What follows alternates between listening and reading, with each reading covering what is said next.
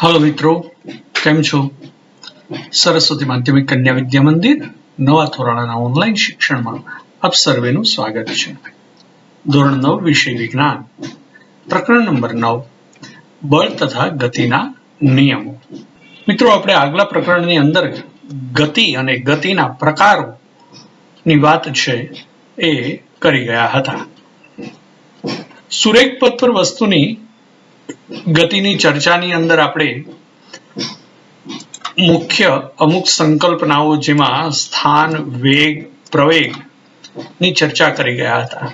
આપણે જોયું હતું કે આવી ગતિ નિયમિત કે અનિયમિત ગતિ હોઈ શકે છે, પરંતુ આપણે હજુ એ નથી જાણ્યું કે ગતિ થવા માટેનું કારણ શું હોઈ શકે। કોઈ પદાર્થ ગતિ શા માટે કરે છે, અથવા તો ગતિ કરે છે તો શેના કારણે ગતિમાં એ પદાર્થ આવે છે। સમયની સાથે વસ્તુની ઝડપ કેમ બદલાય છે। શું બધા જ પ્રકારની ગતિ માટે કોઈ ચોક્કસ કારણ કે પરિબળ જરૂરી હોય છે? જો એમ હોય તો આ કારણો કે પરિબળો કયા છે? આ પ્રકરણમાં આપણે આ બધા પ્રશ્નોની જિજ્ઞાસાઓને સંતોષવાનો પ્રયત્ન કરીશું। મિત્રો, સદીઓથી ગતિ અને તેના કારણોએ વૈજ્ઞાનિકો અને તત્વવેત્તાઓને મૂંઝવણમાં રાખેલ હતા। જમીન પર રાખેલ એક દડાને ધીમેથી ઠોકર મારતા તે હંમેશા માટે ગતિશીલ રહેતો નથી। આ પ્રકારના અવલોકન આપણને દર્શાવે છે કે કોઈ વસ્તુની સ્થિર અવસ્થા એ જ એની પ્રાકૃતિક અવસ્થા છે। મિત્રો, કોઈ પદાર્થની સ્થિર અવસ્થા એ જ એની પ્રાકૃત અવસ્થા છે, એટલે પ્રકૃતિની મુખ્ય અવસ્થા છે આ જ છે। જ્યાં સુધી ગેલિલિયો ગેલિલી તથા આઇઝેક ન્યૂટને ગતિને સમજાવવા માટે સંપૂર્ણપણે અલગ વિચારધારાનો વિકાસ ન કર્યો ત્યાં સુધી આ જ માન્યતા પ્રવર્તતી રહી હતી। દૈનિક જીવનમાં આપણે જોઈએ છીએ કે એક સ્થિર વસ્તુને ગતિમાં લાવવા કે ગતિશીલ વસ્તુને અટકાવવા માટે આપણે કંઈક ને કંઈક પ્રયાસ કરવો પડે છે। આપણે કહીએ છીએ કે કોઈ વસ્તુને ગતિની અવસ્થા બદલવા માટે તેને ખેંચવી પડે છે, અથવા ધકેલવી પડે છે, કે ઠોકર એટલે કે આઘાત લગાડવો પડે છે। બળનો ખ્યાલ વસ્તુને આ રીતે ખેંચવા, ધકેલવા કે ઠોકર લગાડવા પર આધારિત છે। હવે આપણે બળના વિષયમાં વિચાર કરીએ કે આ બળ ખરેખર શું છે, કે જે ખેંચવા કે ધકેલવા કે ટૂંકા સમય માટે પણ બળની ઠોકર લગાડીએ છીએ। તો વાસ્તવમાં બળ છે શું? બળને કોઈએ જોયું નથી, વાસ્તવમાં ચકાસ્યું નથી કે અનુભવ્યું નથી, તેમ છતાં આપણે બળના પ્રભાવને જોઈ શકીએ છીએ, અનુભવી શકીએ છીએ। જ્યારે કોઈ વસ્તુ પર બળ લગાડવામાં આવે છે ત્યારે શું થાય છે તેના વર્ણન પરથી જ આ બળને આપણે સમજાવી શકીએ છીએ। વસ્તુને ખેંચવી, ધકેલવી કે આઘાત લગાડવો, આ બધી પ્રક્રિયાઓ વસ્તુને ગતિમાં લાવવાની પ્રયુક્તિઓ છે। આપણા દ્વારા તેના પર બળ લાગવાને કારણે જ તેની ગતિ થાય છે। ટૂંકમાં આ ખેંચવું, ધકેલવું કે આઘાત લગાડવો, આ જે કંઈ પણ પ્રક્રિયા કરીએ છીએ, પ્રયુક્તિઓ અજમાવીએ છીએ, એ ખરેખર આપણા દ્વારા કોઈક વસ્તુ એના પર આપાત કરીએ છીએ અને આપણે એને જ બળ કહીએ છીએ, જેના કારણે કોઈ પદાર્થની અવસ્થામાં બદલાવ આવે છે, અથવા તો તે પદાર્થ ગતિમાં આવે છે। તમારા અગાઉના ધોરણના અભ્યાસ પરથી તમે જાણો છો કે કોઈ વસ્તુના વેગના મૂલ્યમાં ફેરફાર કરવા માટે, એટલે કે એની ગતિને વધારવા કે ઘટાડવા માટે, અથવા તેની ગતિની દિશા બદલવા માટે આપણે બળનો ઉપયોગ થાય છે। આપણે એ પણ જાણીએ છીએ કે બળ દ્વારા વસ્તુના આકાર અને પરિમાણમાં પણ ફેરફાર કરી શકાય છે। મિત્રો, અહીંયા જોઈ શકો છો, ધક્કો મારીને ટ્રોલી ઉપર બળ લગાડીએ છીએ, એવી જ રીતે ખેંચીને આપણે ડ્રોરને અથવા તિજોરીનું ઢાંકણું ખોલીએ છીએ, અથવા તો ઠોકર મારીને દડાને ગતિમાં લાવીએ છીએ। એ જ રીતે ધક્કો મારીને, ખેંચીને કે દબાવીને વસ્તુના આકાર કે પરિમાણમાં ફેરફાર આપણે કરી શકીએ છીએ. ખેંચીને સ્પ્રિંગને આપણે લાંબી કરી શકીએ છીએ. બોલને દબાવીને આપણે અંડાકાર કરી શકીએ છીએ. એટલે કે એના આકાર અને પરિમાણમાં ફેરફાર આપણે કરી શકીએ છીએ. તો હવે એ જોઈએ મિત્રો કે કોઈ પદાર્થની અંદર આવા કંઈ ફેરફારો થાય છે કે ફેરફાર થતા નથી બળ લગાડવા છતાં પણ, તો એના માટે જવાબદાર બાબતો શું છે? તો એના માટે આપણે સમજીએ સંતુલિત અને અસંતુલિત બળ, એટલે કે બેલેન્સ્ડ એન્ડ અનબેલેન્સ્ડ ફોર્સ. આકૃતિ 9.3 માં આપણે જોયું કે લાકડાનો એક બ્લોક સમક્ષિતિજ ટેબલ પર મૂકેલો છે. આપણે અહીંયા મિત્રો આકૃતિ 9.3 આપેલી છે, જેમાં લાકડાના ટેબલ ઉપર એક બ્લોક મૂકેલો છે. હવે આકૃતિમાં દર્શાવ્યા અનુસાર બે દોરી x અને y બ્લોકના સામસામેના છેડાઓ સાથે જોડેલી છે. x અને y. દોરી x ને ખેંચીએ તો બ્લોક જમણી બાજુ તરફ જશે, દોરી y ને ખેંચીએ તો બ્લોક ડાબી બાજુ તરફ ખસવાની શરૂઆત કરે છે. પરંતુ જો બ્લોકને બંને બાજુથી સમાન બળ દ્વારા ખેંચવામાં આવે તો બ્લોક ગતિ કરતો નથી અને બ્લોક પોતાના સ્થાન પર જ રહે છે. આ પ્રકારના બળોને કે જ્યારે બળ લગાડવા છતાં પદાર્થની સ્થિતિમાં કોઈ બદલાવ આવતો નથી, તો આ પ્રકારના બળોને સંતુલિત બળો કહેવાય છે. એટલે આપણે કહી શકીએ કે એવી અવસ્થાનો આપણે વિચાર કરીએ કે જેમાં અલગ અલગ મૂલ્યના બે પરસ્પર વિરુદ્ધ દિશામાં લાગતા બળો દ્વારા બ્લોકને ખેંચવામાં આવે છે. આ કિસ્સામાં બ્લોક વધારે મૂલ્ય ધરાવતા બળની દિશામાં ગતિ કરવાની શરૂઆત કરે છે. તો મિત્રો પહેલી પરિસ્થિતિ આપણે જોઈ કે x અને y બંને દિશાની અંદર આપણે બળ લગાડતા પણ બ્લોકને ગતિમાં કે એના સ્થાનમાં કોઈ ફેરફાર થતો નથી, તો આ પ્રકારના લાગતા બળોને સંતુલિત બળ કહે છે. પરંતુ હવે આ જ રીતે x અને y દિશાની અંદર બળ લગાડતા જો પદાર્થ x કે y દિશા તરફ ગતિ કરતો હોય તો એનો અર્થ એ થયો કે આ પ્રકારનું બળ એ સંતુલિત બળ નથી, એને અસંતુલિત બળ કહે છે. અને જે પરિણામી બળ, જેનું બળનું મૂલ્ય વધારે હોય એ બળની, એટલે કે એ પરિણામી બળની દિશામાં પદાર્થ છે એ ગતિ કરે છે. બ્લોક પર લાગતું અસંતુલિત બળ બ્લોકને ગતિમાં લાવવા માટે જવાબદાર છે. હવે જો મિત્રો અહીંયા કેટલાક બાળકો છે એક બોક્સને ખરબચડી સપાટી પર ખસેડવાનો પ્રયત્ન કરે છે, ત્યારે શું થશે? જો તે ઓછા બળથી બોક્સને ખસેડવાનો પ્રયત્ન કરે તો બોક્સ ખસતું નથી. મિત્રો અહીંયા પહેલી આકૃતિ તમે જોઈ શકો છો, કારણ કે ખરબચડી સપાટી છે એ તમારા લગાડેલા બળની વિરુદ્ધ દિશાની અંદર પ્રતિબળ લગાડે છે. પરિણામે પદાર્થ છે ખસતો નથી. હવે કારણ કે ઘર્ષણ બળ છે ધક્કાની વિરુદ્ધ દિશામાં લાગે છે. આકૃતિ 9.4a માં જોયું આપણે. ઘર્ષણ બળ બે સંપર્ક સપાટીઓ વચ્ચે હંમેશા ઉદ્ભવે છે. આ કિસ્સામાં બોક્સના તળિયા અને રફ સપાટી વચ્ચે ઘર્ષણ બળ ઉદ્ભવે છે, જે બોક્સને ધકેલવા માટે લગાડેલા બળને સંતુલિત કરે છે. પરિણામે બોક્સ છે એ ગતિ કરતું નથી. હવે 9.4b માં જોઈએ. બાળકો બોક્સને થોડા વધુ જોરથી ખસેડે છે તો પણ બોક્સ ખસતું નથી, કારણ કે ધકેલવા માટે લગાડેલા બળ એ હજુ ઘર્ષણ બળને સંતુલિત કરે છે. હવે જો બાળકો હજુ વધારે જોશથી ધક્કો મારે તો લાગતું બળ એ ઘર્ષણ બળ કરતા વધી જાય છે અને પરિણામે સી આકૃતિમાં જોયું એ મુજબ બાળકો દ્વારા લગાડેલા બળની દિશાની અંદર બોક્સ છે એ ખસવા લાગે છે, જે અસંતુલિત બળ છે, જેથી બોક્સ ગતિ કરવાનું ચાલુ કરે છે. જ્યારે મિત્રો આપણે સાયકલ ચલાવીએ છીએ ત્યારે શું થાય છે? જ્યારે આપણે પેડલ મારવાનું બંધ કરીએ ત્યારે સાયકલની ગતિ ધીમી પડે છે. આમ થવાનું કારણ ઘર્ષણ બળ એ ગતિની વિરુદ્ધ દિશામાં લાગે છે. સાયકલને ગતિમાં ચાલુ રાખવા માટે આપણે ફરીથી પેડલ મારવાનું ચાલુ કરવું પડે છે. આ પરિસ્થિતિ પરથી કહી શકાય કે કોઈ વસ્તુને સતત ગતિશીલ રહેવા માટે કોઈ અસંતુલિત બળની જરૂરિયાત છે. જો કે મિત્રો ગેલિલિયો ગેલિલી અને આર્કિમિડીઝે ન્યૂટને દર્શાવેલી વિભાવના પરથી આ હકીકત સદંતર ખોટી છે એવું પ્રસ્તાવિત પાછળથી થયું છે. કોઈ વસ્તુ જ્યારે અચળ વેગથી ગતિ કરતી હોય ત્યારે વસ્તુ પર લાગતું બળ સંતુલિત હોય છે.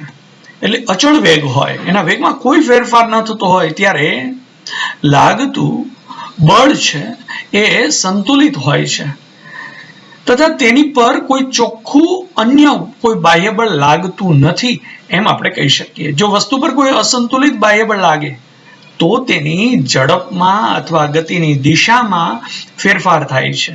આમ કોઈ વસ્તુને આપણે પ્રવેગિત કરી શકીએ છીએ. એનો અર્થ એ થયો કે કોઈ પદાર્થની ગતિને પ્રવેગિત કરવા માટે અસંતુલિત બળ જરૂરી છે તથા તેની ઝડપ કે દિશાને બદલવા માટે પણ અસંતુલિત બળ જરૂરી છે. જ્યાં સુધી કોઈ પદાર્થ ઉપર આવું અસંતુલિત બળ લગાડવામાં ન આવે ત્યાં સુધી તેની સ્થિતિમાં કોઈ ફેરફાર થતો નથી. જ્યારે આ બળ સંપૂર્ણપણે દૂર કરવામાં આવે ત્યારે વસ્તુ ત્યાં સુધીમાં તેણે પ્રાપ્ત કરેલ વેગથી ગતિ અનંત સુધી ચાલુ રાખે છે. હવે મિત્રો આ બાબતને આપણે ગતિના નિયમો સ્વરૂપે સમજવાનો પ્રયત્ન કરીએ. તો ગતિનો પ્રથમ નિયમ, ફર્સ્ટ લો ઓફ મોશન શું કહે છે આપણે એને સમજીએ. વસ્તુઓની ઢોળાવ ધરાવતી સપાટી પર થતી ગતિના અવલોકન પરથી ગેલિલિયોએ તારણ કાઢ્યું કે જ્યાં સુધી કોઈ બાહ્ય બળ ન લાગે ત્યાં સુધી વસ્તુઓ અચળ ઝડપથી ગતિ કરે છે. તેમણે અવલોકન કર્યું કે જ્યારે લખોટી ઢોળાવવાળી સપાટી પરથી ગબડે ત્યારે તેનો વેગ વધી જાય છે. હવે પછીના પ્રકરણમાં તમે ભણશો કે લખોટી અસંતુલિત ગુરુત્વીય બળને કારણે નીચે તરફ ગતિ કરે છે અને નીચે પહોંચતા સુધીમાં એક નિશ્ચિત વેગ પ્રાપ્ત કરે છે. આપણે મિત્રો આકૃતિ 9.5 A, B અને C એમાં 9.5 B માં દર્શાવ્યા અનુસાર જ્યારે લખોટી ઉપરની તરફ જાય છે મિત્રો, 9.5 A ની અંદર ઉપરથી નીચે તરફ આવે છે ત્યારે એની ગતિમાં વધારો થાય છે, પરંતુ જ્યારે 9.5 B માં નીચેથી ઉપર તરફ જાય છે ત્યારે તેનો વેગ ઘટે છે. આકૃતિ 9.5 C માં દર્શાવ્યા પ્રમાણે બંને બાજુથી ઘર્ષણ રહિત આદર્શ સમતલ ઢળતી સપાટી પર એક લખોટી સ્થિર છે. આ બધી જે સપાટી છે એ આદર્શ સમતલો છે. આવી ઢળતી સપાટી ઉપર લખોટીને સ્થિર રાખેલી છે. ગેલિલિયોએ દલીલ કરી કે જ્યારે લખોટીને ડાબી બાજુથી છોડવામાં આવે ત્યારે તે ઢાળ પર નીચે તરફ ગબડે છે. અહીંયા મિત્રો જોશો, ઢાળ પર નીચે તરફ ગબડે છે તથા જમણી બાજુના ઢાળ પર તેટલી જ ઊંચાઈ સુધી પહોંચવાનો એ પ્રયત્ન કરે છે. જેટલી ઊંચાઈથી એને છોડવામાં આવી હોય એટલી જ ઊંચાઈ એ પ્રાપ્ત કરવાનો પ્રયત્ન કરે છે. જો બંને બાજુના સમતલના ઢોળાવ સમાન હોય, બંને બાજુના સમતલનો ઢોળાવ સમાન હોય તો લખોટી તેટલી જ ઊંચાઈ સુધી પહોંચશે જેટલી ઊંચાઈથી તે ગબડે છે. જો જમણી બાજુનો નમન કોણ ધીરે ધીરે ઘટાડવામાં આવે, આ નમન કોણ જે છે મિત્રો અહીંયા દર્શાવેલો આ નમન કોણ ધીરે ધીરે ક્રમશઃ ઘટાડવામાં આવે એમ એમ એ જેટલી ઊંચાઈથી એને ગબડાવવામાં આવે છે એટલી ઊંચાઈ પ્રાપ્ત કરવા માટે એ શક્ય એટલું અંતર કાપવાનો પ્રયત્ન કરે છે અને એટલી ઊંચાઈ પ્રાપ્ત કરવાનો એ પ્રયત્ન કરે છે અને એને માટે એને વધારે અંતર કાપવું પડે તો પણ એ કાપે છે. હવે મિત્રો સમજીએ કે જમણી બાજુનું સમતલ છે ધીમે ધીમે નમન કોણ છે શૂન્યનો કરી દઈએ તો એનો અર્થ એ થયો કે આટલી ઊંચાઈથી જ્યારે લખોટીને ગતિ કરવામાં છોડવામાં આવે છે તો એ એટલી ઊંચાઈ પ્રાપ્ત કરવા માટે એને જેટલું અંતર કાપવું પડશે એ કાપશે. એટલે કે આપણે કહી શકીએ કે તો લખોટી જ્યાં સુધી એ ઊંચાઈ પ્રાપ્ત ન કરી લે ત્યાં સુધી એ ગતિ એની સતત ચાલુ રાખશે. એનો અર્થ એ છે મિત્રો કે આપણે કહી શકીએ કે આવા કિસ્સામાં લખોટી પર લાગતું અસંતુલિત બળ શૂન્ય છે. કોઈ અન્ય બાહ્ય અસંતુલિત બળ એના ઉપર લાગતું નથી, જે નિર્દેશ કરે છે કે લખોટીની ગતિ બદલવા માટે અસંતુલિત બાહ્ય બળ જરૂરી છે. પરંતુ લખોટી અચળ ગતિ ચાલુ રાખવા માટે કોઈ પરિણામી બળની જરૂર પડતી નથી. પરંતુ મિત્રો વ્યવહારિક સ્થિતિમાં શૂન્ય અસંતુલિત બળ પ્રાપ્ત કરવું એ ખૂબ કઠિન છે. આમ થવા પાછળનું કારણ એ ગતિની વિરુદ્ધ દિશામાં લાગતા ઘર્ષણ બળની હાજરી છે મિત્રો. જેથી કરીને વ્યવહારમાં કોઈ પદાર્થ ગતિમાં સ્થિતિમાં આવે અને એ ધીમે ધીમે ધીમે એની ગતિ છે એ ધીમી પડતી જતી હોય છે, કારણ કે બાહ્ય ઘર્ષણ બળ એ લાગતું હોય છે. વ્યવહારમાં લખોટી અમુક અંતર કાપ્યા બાદ સ્થિર થઈ જાય છે. અહીં ઘર્ષણ બળની અસર ઘટાડવા માટે લીસી લખોટી અને લીસી સપાટીનો ઉપયોગ કરવો જોઈએ, જેથી આપણે પ્રયોગને વધારે સારી રીતે સમજી શકીએ. તો લખોટી છે એ વધુ લાંબા અંતર કાપે છે. ન્યૂટને બળ તેમજ ગતિ વિશેના ગેલિલિયોના વિચારોનો આગળ અભ્યાસ કર્યો અને ગતિમાન પદાર્થની ગતિને સમજાવતા 3 મૂળભૂત નિયમો રજૂ કર્યા. આ 3 નિયમોને ન્યૂટનના ગતિના નિયમો તરીકે ઓળખાય છે. ન્યૂટનનો ગતિનો પ્રથમ નિયમ આ પ્રકારે છે: દરેક વસ્તુ પોતાની સ્થિર અવસ્થા કે સુરેખ પથ પર અચળ ગતિની અવસ્થા જાળવી રાખે છે જ્યાં સુધી તેના પર કોઈ બાહ્ય બળ વડે અવસ્થા બદલવાની ફરજ ન પડે. એનો અર્થ એ થયો મિત્રો કે આ ન્યૂટનનો ગતિનો પ્રથમ નિયમ એમ કહે છે કે જ્યાં સુધી પદાર્થ પર કોઈ બાહ્ય બળ લગાડવામાં ન આવે ત્યાં સુધી પદાર્થ પોતાની અવસ્થા જાળવી રાખવાનો પ્રયત્ન કરે છે. એ અવસ્થા સ્થિર હોય તો સ્થિર, અને ગતિમાન અવસ્થા હોય તો એ ગતિમાન અવસ્થા પણ જાળવી રાખવાનો એ પ્રયત્ન કરે છે. માટે બીજા શબ્દોમાં કહીએ તો કહી શકાય કે વસ્તુ પોતાની ગતિની અવસ્થામાં થતા પરિવર્તનનો વિરોધ કરે છે. આમ સમગ્રતયા કોઈ વસ્તુની સ્થિર અવસ્થામાં રહેવાની કે અચળ વેગથી ગતિમાં રહેવાની પ્રકૃતિને જડત્વ કહે છે.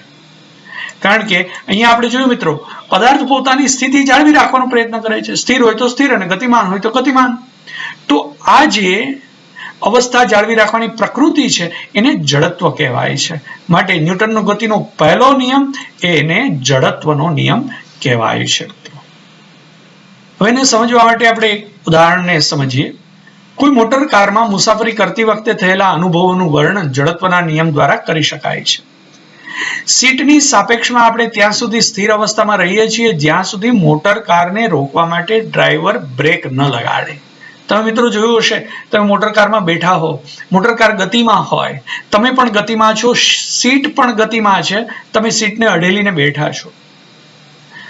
પરંતુ આ સ્થિતિ ત્યાં સુધી જ સંભવે છે જ્યાં સુધી મોટર કારને રોકવા માટે ડ્રાઈવર છે એ મોટર કારની ગતિની વિરુદ્ધ દિશામાં બ્રેક ન લગાડે. બ્રેક લગાડવાથી શું થાય? તમે તમારી ગતિમાન અવસ્થા ચાલુ રાખવાનો પ્રયત્ન કરશો. પરિણામે જડત્વને કારણે તમારું શરીર આગળ તરફ ગતિમાન અવસ્થામાં આગળ તરફ ઝૂકી જશે, કારણ કે એ પદાર્થની જડત્વની વૃત્તિ છે. અચાનક બ્રેક લાગવાને કારણે આપણે સીટની આગળ લગાડેલ પેનલ સાથે અથડાઈ શકીએ છીએ, એનાથી ઘાયલ પણ થઈ શકીએ છીએ. આ પ્રકારની દુર્ઘટનાથી બચવા માટે સુરક્ષા બેલ્ટનો ઉપયોગ કરવામાં આવતો હોય છે. એનો અર્થ એ થયો કે આ જડત્વનો ગુણ છે.